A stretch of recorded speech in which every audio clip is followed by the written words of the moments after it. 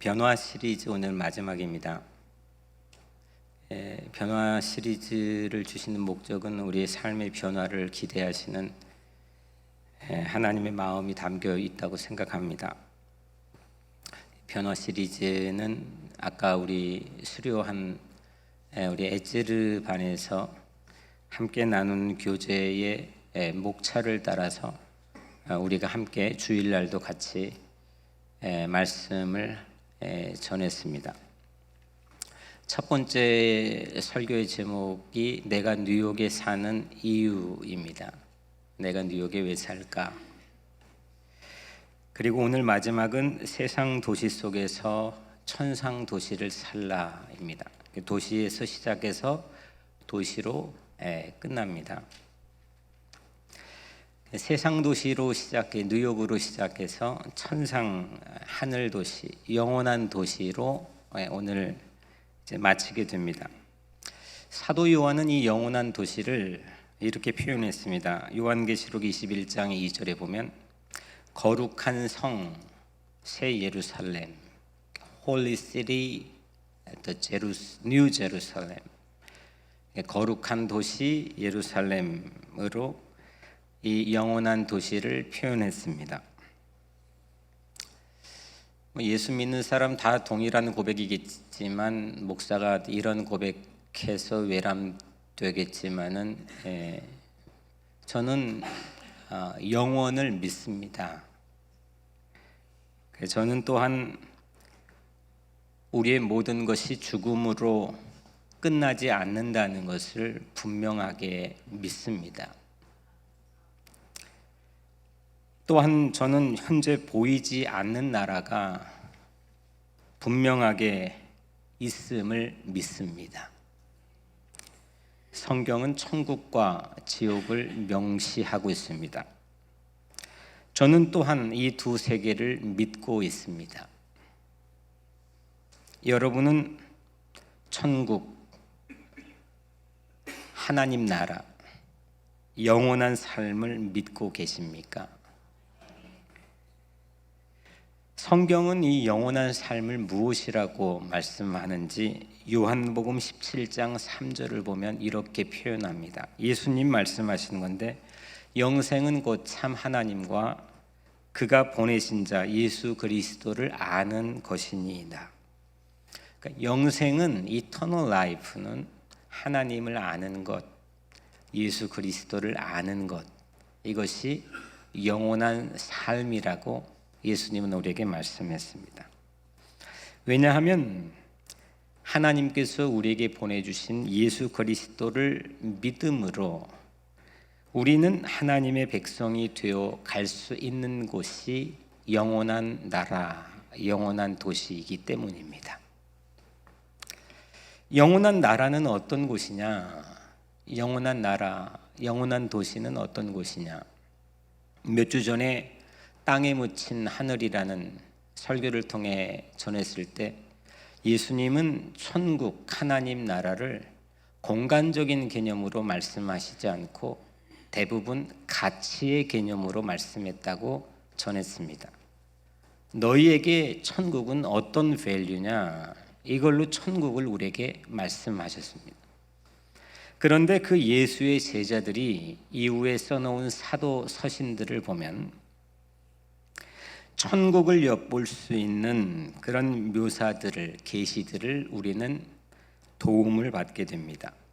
천국에 대해 성경은 다양하게 묘사하고 있지만 아주 오래전부터 제 마음속에, 아마 어린 시절부터 제 마음속에 천국을 흠모하게 되는 가장 큰 이유 가운데 하나가 하나님의 영광이 꽉 차 있다는 것이었습니다.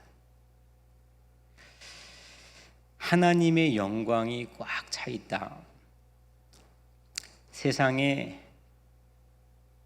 한 국가의 영광이나 한 사람의 영광이나 한 가정의 영광, 가문의 영광만 해도 사람들은 기뻐하고 행복해합니다. 그런데 하나님의 영광이 가득 차 있는 곳이다. 가득 차 있는 시간이다. 그 말씀은 제 마음을 설레게 했습니다. 그리고 제 마음이 흠모할 수 있도록 인도해 주었습니다.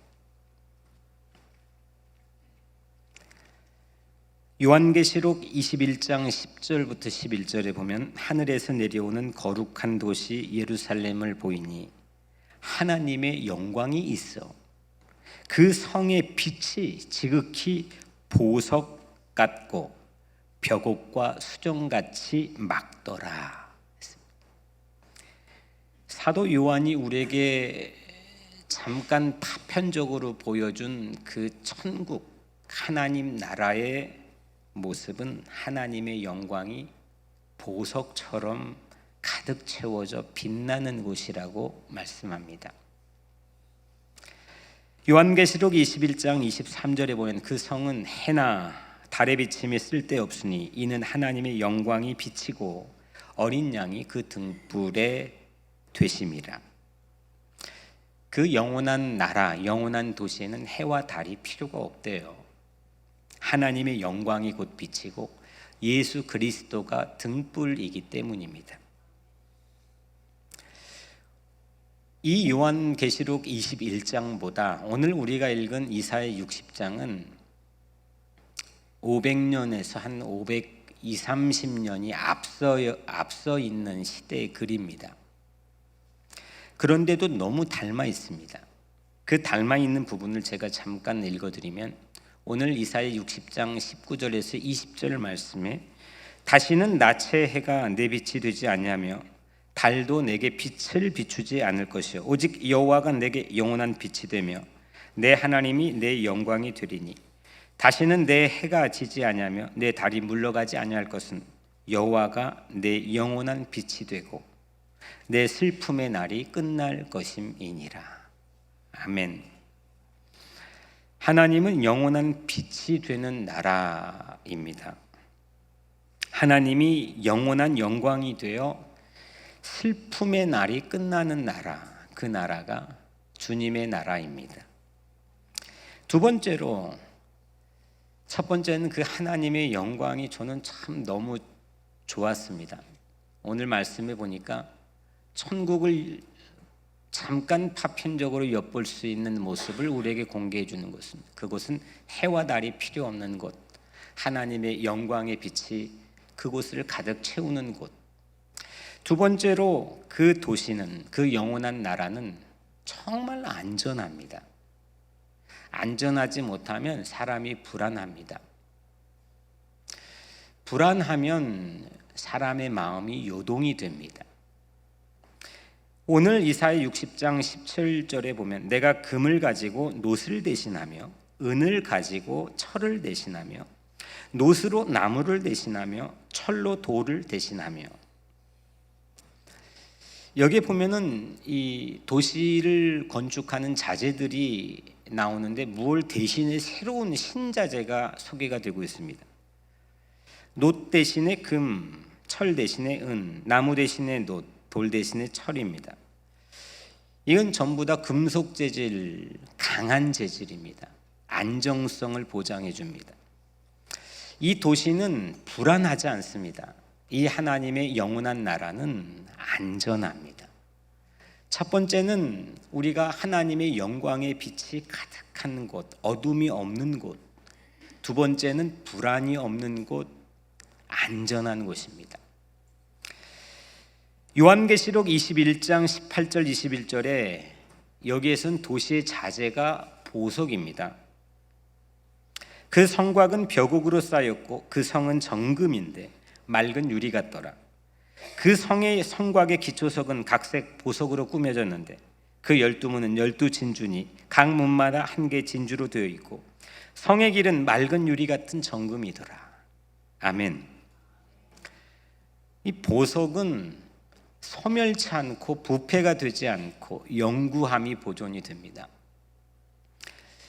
요한계시록이 만들고 있는, 보여주고 있는 영원한 나라의 도시의 모습은 영구적이라는 겁니다. 그리고 안전하다는 겁니다. 마지막 세 번째로 그 도시는, 그 영원한 도시는 정의가 가득하고 평화가 가득합니다.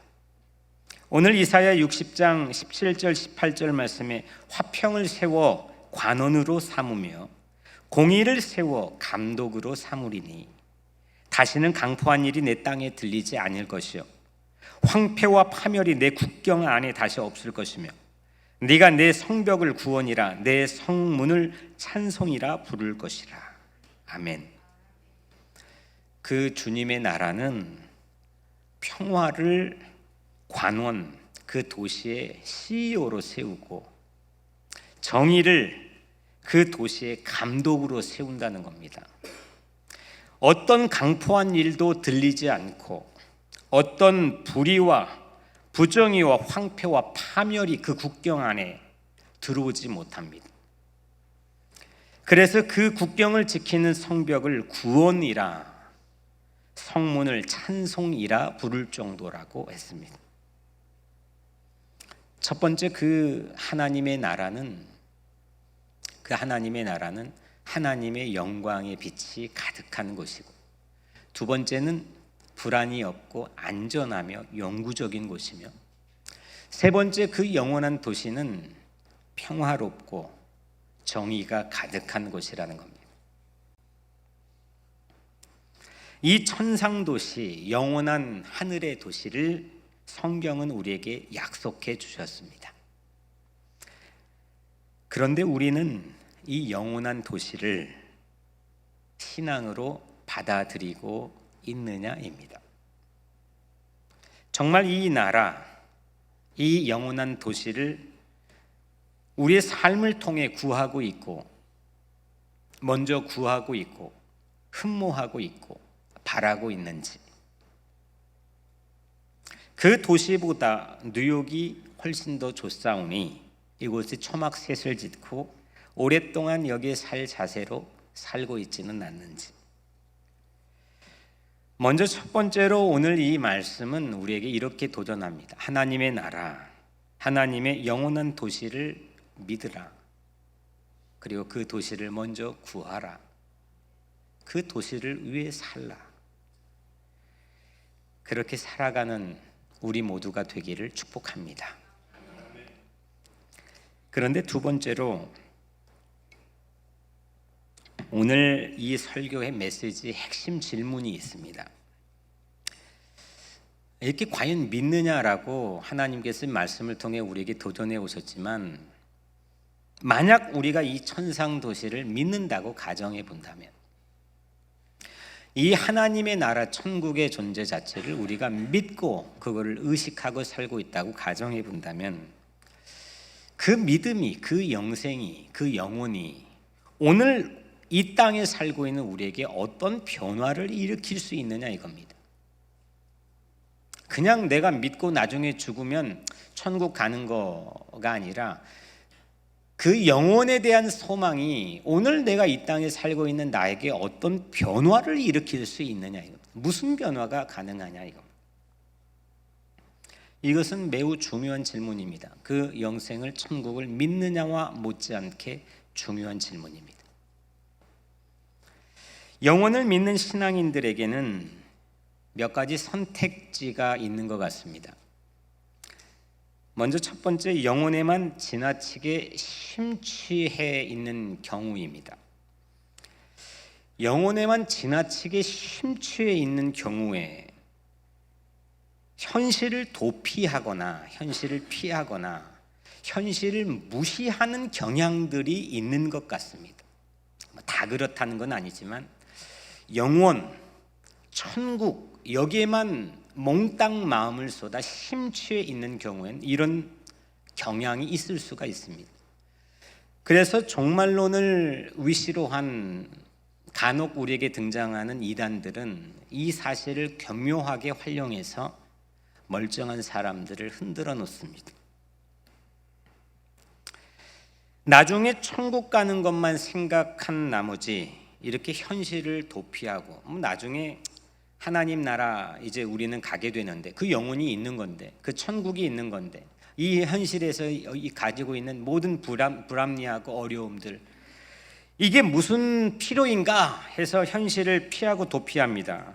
그걸 떠나서 현실을 무시해 버립니다. 현실이 나타나고 있는 모든 사회적 이슈들에 대해서 눈을 감아 버립니다. 이것이 오늘날 교회의 모습일 수도 꼭 그렇게 종말론을 이야기하는 지나친 심취된 이단들 뿐만 아니라 교회 안에도 침투되어 있는 마치 고립된 무인도처럼 교회 내의 리그와 세계는 있지만 세상 현실의 이슈와는 전혀 소통할 능력을 상실해버린 오늘 교회의 모습일지도 모르겠습니다. 이렇게 되면 세상에서 하나님의 뜻을 전파하는 사명을 우리는 잃어버리게 됩니다. 절름발이 신앙이 되는 거죠. 두 번째로, 첫 번째는 이 영혼에 너무 지나치게 심취해 있는 경우를 말했다면, 이번 두 번째는 별로 신앙인인데 하나님을 믿는데 영혼에 별로 관심이 없습니다. 저 천국에 별로 관심이 없습니다. 이럴 경우 마치 영혼이 천국이 허구인 마냥 생각할 경우, 이런 현상들은 현실에 융화돼 버리기 쉽습니다. 내가 어떤 스테이터스를 가지고 있는지, 내가 어떤 소망을 가지고 있는 아이덴티티를 가지고 있는지 그냥 멜팅 팟에 녹아져 버립니다. 세상에 융화돼 버립니다.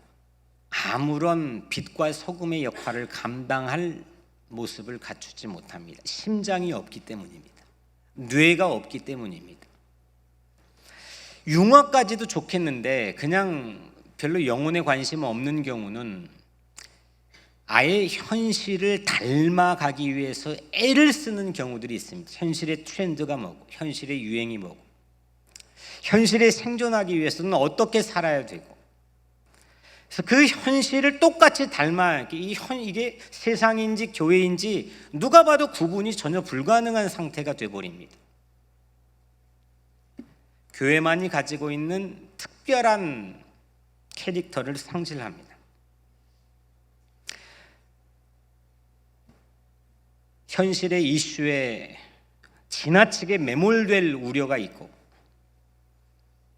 하나님 나라를 위해서 살지 못할 때가 있습니다.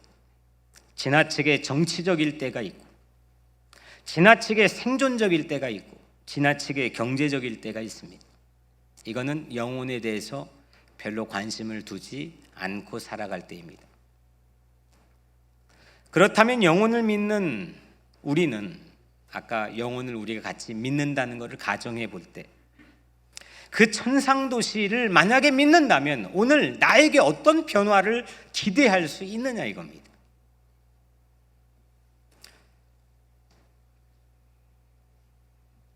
영원한 도시를 보여주는 요한계시록을 성경의 맨 뒤에 있는 책인데, 이걸 보면 천국의 모습들을 파편적으로 우리에게 참 많이 보여줍니다.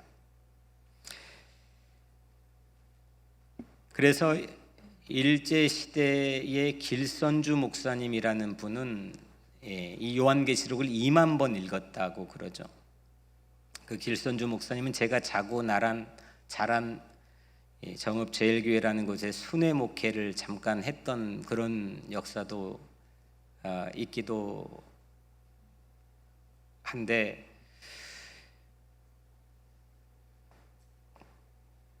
이 요한계시록, 천국을 가장 많이 상징적으로 담고 있는 요한계시록이 우리 민족의 교회사에서 가장 많이 읽혀졌던 때가 언제냐? 그건 일본 제국주의 시대 아래였습니다. 천국에 대한 열망과 소망 때문이었습니다. 그만큼 이 제국주의 폭압적인 고난의 현실이 얼마나 육중하였는지를 우리는 짐작해 볼 수가 있습니다. 얼마나 힘들었으면, 얼마나 현실이 어려웠으면 요한계시록을 읽으면서 수없는 당시의 크리스찬 선조들은 새로운 소망의 위로를 받게 되었습니다. 그런데 그때 계시록을 읽었던 믿음의 선조들은 현실 도피용으로 계시록을 읽지 않았습니다. 그분들은 계시록을 읽으면서 독립운동을 했습니다.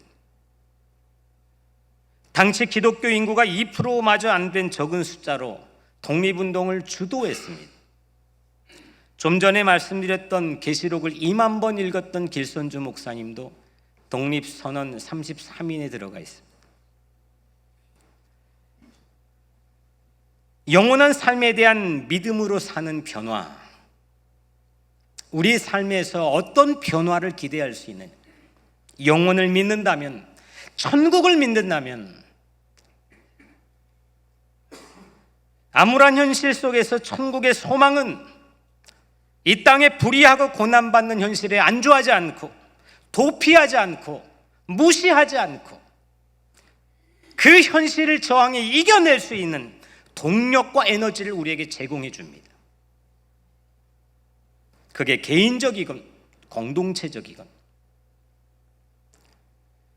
천상의 도시의 빛은 그래서 세상 도시에서 도피하지 않게, 그렇다고 무시하지도 않도록 그 현실의 도시에 맞설 수 있는 배짱과 호기와 용기를 우리에게 제공해 줍니다.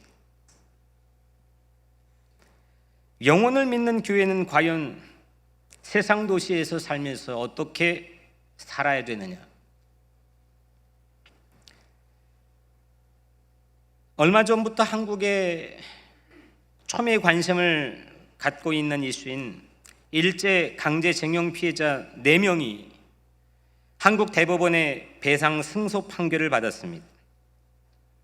1997년부터 시작된 이 판결은 20년이 넘어서 4명 중에 3명은 이미 돌아가셨고, 한 명인 98세 할아버지가 휠체어를 끌고 그 승소 판결이 있은 직후에 나왔습니다.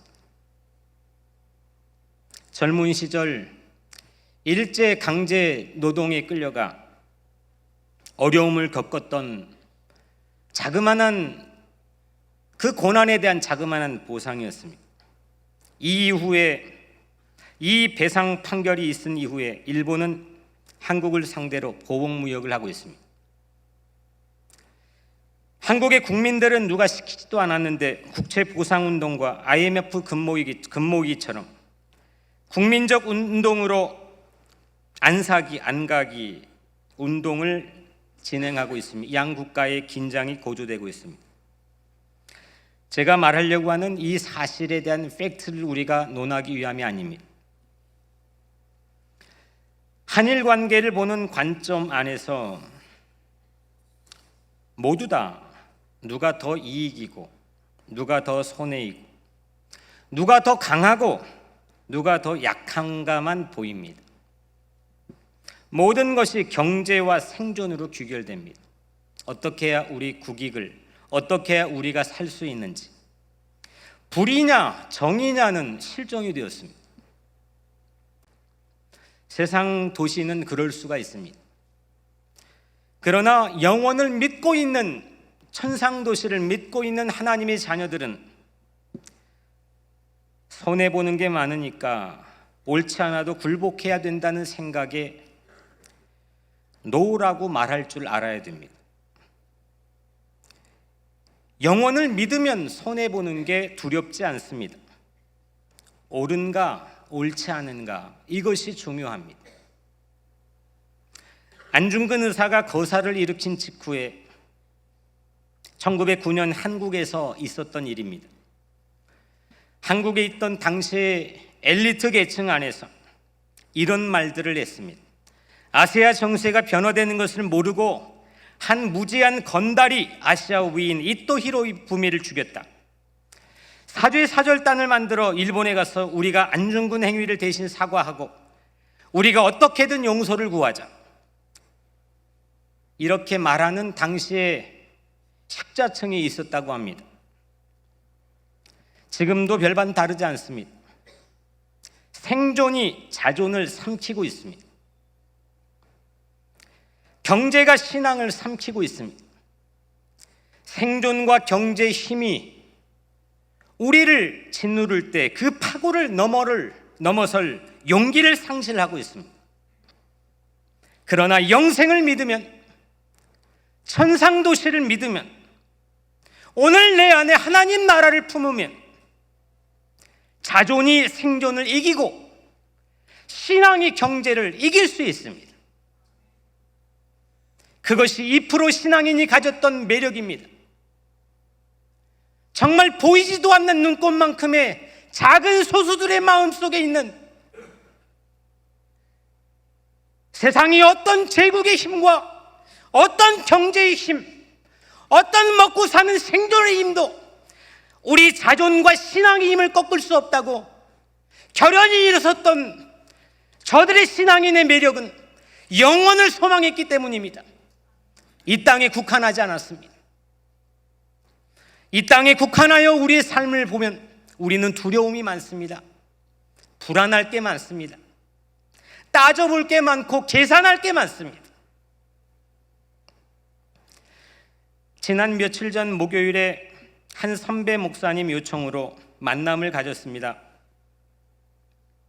얼마 전에 우리 교회 왔던 여목사님, 박상희 목사님입니다. 제게 부탁할 게 있다고 해서 만났습니다. 그때 제가 잠깐 제 목회적 고민 하나를 털어놓았습니다.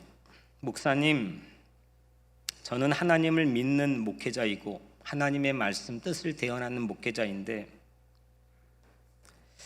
저는 요즘 생각이 많습니다.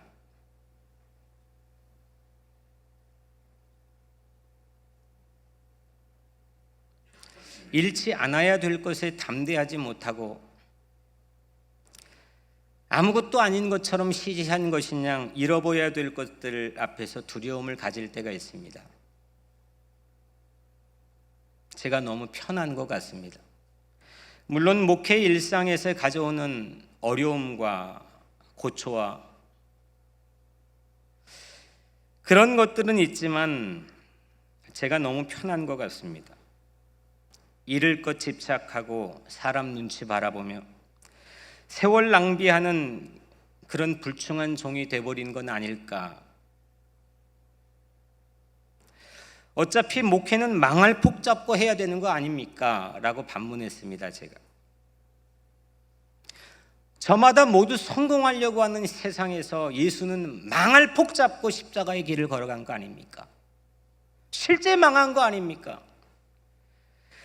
예수를 따랐던 수많은 신자들과 제자들은 뭐가 잘 됐습니까? 예수의 12제자들은 전부 처형당했고 그 중에 부자가 한 명도 있지 않고 그 중에 세상에서 성취를 통하여 사람들에게 인정받았던 사람이 있지 않았습니다. 수많은 예수를 따랐던 신도들은 무시무시한 폭압 속에서 고문받고 죽어가는 삶의 자리에서도 그들은 결연했던 생존의 욕구를 꺾어버리고 이길 수 있는 신앙을 우리에게 보여줬습니다. 그들은 성공하지 않았습니다. 예수님조차 십자가 걸으며 망하신 것 아닙니까? 예수 제자라면 세상 성공 기준에 탈피해서 망해도 된다는 배포로 오직 하나님 뜻만 대언해야 되는 거 아닙니까? 제가 약간 자괴감 섞인 목소리로 선배 목사님에게 잠시 저의 신앙적 고민을 함께 나누었습니다. 이것이 목사의 못 아닙니까? 이게 신앙인의 못 아닙니까? 망하면 어떻습니까? 어려움을 당하면 어떻습니까? 영원을 믿고 있는 사람들인데 하나님의 나라를 바라보고 있는 사람들인데 왜 째째하게 저와 우리들은 이렇게 움츠려 배짱과 호기를 잃어버린 채 살아야 되는 것입니까?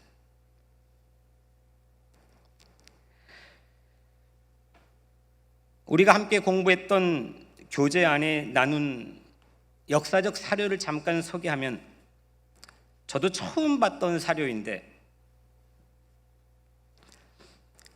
초대교회가 로마에서 왜 선풍적인 인기를 끌게 되었고 결국 로마를 전부 휩쓸게 되었는지 그 원인의 역사적 사료를 밝혀주는 내용이었습니다. 당시에 로마 제국 안에는 엄청난 역병이, 수없는 사람들이 죽어가는 역병이 돌았답니다. 그때 이교도들과 세상의 사람들은 전부 도망갔습니다. 그런데 소수의 예수를 따랐던 예수쟁이들은 그 역병 한복판으로 들어갔습니다. 죽음을 불사하고 들어갔습니다. 그들의 고름을 빨았습니다.